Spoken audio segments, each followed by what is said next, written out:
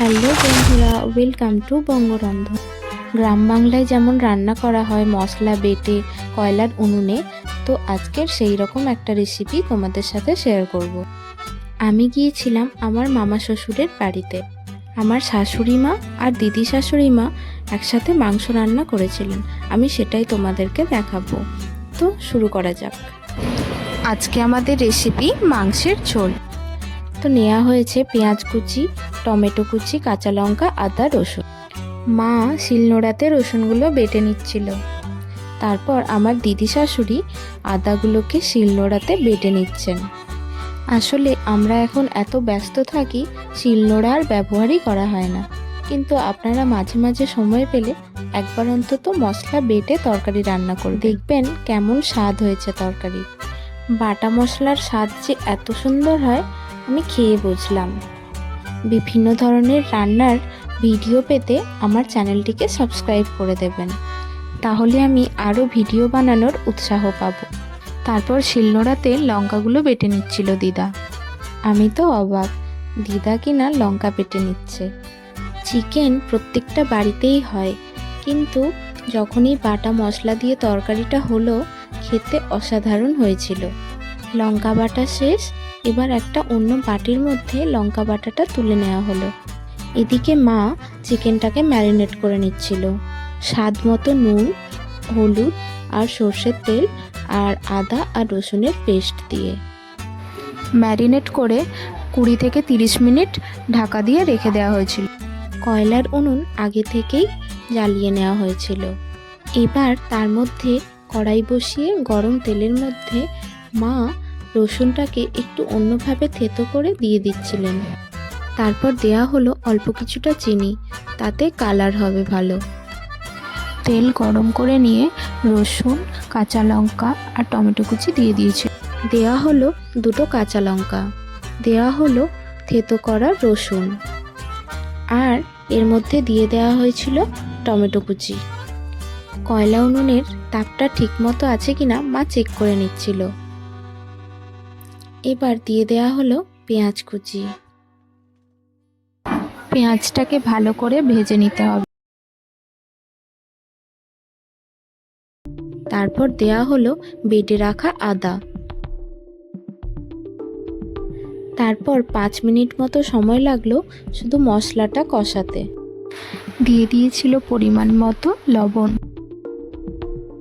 তার ফলে টমেটোটা আস্তে আস্তে গলে যাচ্ছিল, আর দেওয়া হয়ে গেছিল পরিমাণ মতো হলুদ গুঁড়ো। আস্তে আস্তে মশলা থেকে তেল ছাড়ছিল।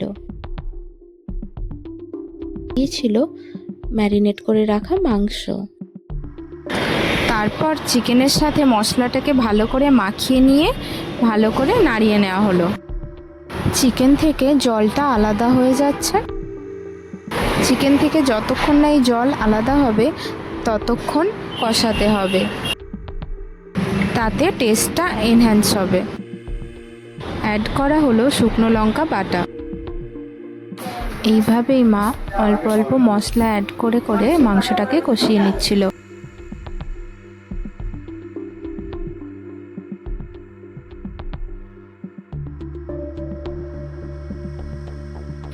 তারপর অল্প লঙ্কার গুঁড়ো মিশিয়ে ভালো করে নাড়িয়ে নিয়ে ঢাকা দিয়ে দিয়েছিল। চিকেনের সাথে মশলাটা ভালো করে মিশে যাওয়ার পর ঢাকা খুলে আলু অ্যাড করে দেওয়া হয়েছে। দিয়ে দেওয়া হলো আলু। এখানে আলু না কষিয়েই দেওয়া হয়েছে, কেন কি হুগলির চন্দ্রমুখী আলু খুব তাড়াতাড়ি সেদ্ধ হয়ে যায়, সবাই জানেন, আর তার ফলে গলে যেতে পারে। তাই জন্য মা একেবারেই কাঁচা অবস্থায় দিয়ে দিয়েছিল। এখন আলুটা অনেকটাই সেদ্ধ হয়ে এসছে। চিকেনটাকে বারবার ঢাকা চাপা দিয়ে কষিয়ে নিতে হবে।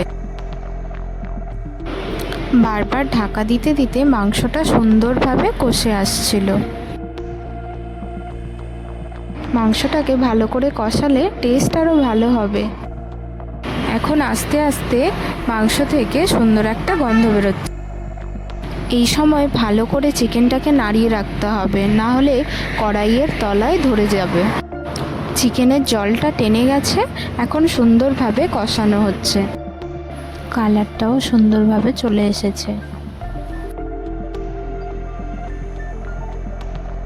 একদম সহজভাবে রান্না করেও এত সুন্দর স্বাদ হয়েছে, তোমরা বাড়িতে একবার করবে।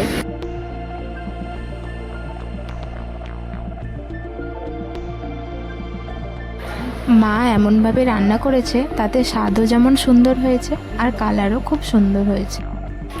আপনাদের সবার বাড়িতেই চিকেন রান্না হয়, কিন্তু এটা যেহেতু বাটা মশলার তাই আমি শেয়ার করলাম। কষানো প্রায় কমপ্লিট আর তেলও ছেড়ে গেছে। এখন খুব সুন্দর গন্ধ বেরোচ্ছে। এবার অল্প জল দিয়ে ঢাকা দিয়ে দিতে হবে। এবার ঝোল ফুটিয়ে নিতে হবে। তারপর চেক করে নিতে হবে স্বাদ মতো লবণ হয়েছে কিনা। ঝোলটা ফুটে যাওয়ার পর দারুণ কালার এসেছে। ঝোলটা ভালো করে ফুটে গেছে। এবার কিছুক্ষণ নাড়িয়ে নিয়ে নামিয়ে দিতে হবে। মায়ের রান্না থেকে আমি যেটুকু বুঝলাম, প্রথমে চিকেনটাকে ম্যারিনেট করে আধ ঘন্টার মতো রেখে দিতে হবে। তারপর মশলাগুলোকে ভালো করে কষিয়ে নিয়ে তার মধ্যে চিকেনটাকে দিয়ে দিতে হবে। তারপর চিকেনটা তেল ছাড়া পর্যন্ত ওয়েট করতে হবে। তারপর জল ঢেলে দিয়ে ঝোল ফুটিয়ে নিলেই রান্না কমপ্লিট। রান্না কমপ্লিট হয়ে গেছে। রান্নাটি যদি ভালো লাগে তাহলে ফ্যামিলি অ্যান্ড ফ্রেন্ডসের সাথে শেয়ার করবেন, আর আমার চ্যানেলটিকে সাবস্ক্রাইব করতে ভুলবেন না। দেখা হচ্ছে নেক্সট ভিডিওতে। বাই।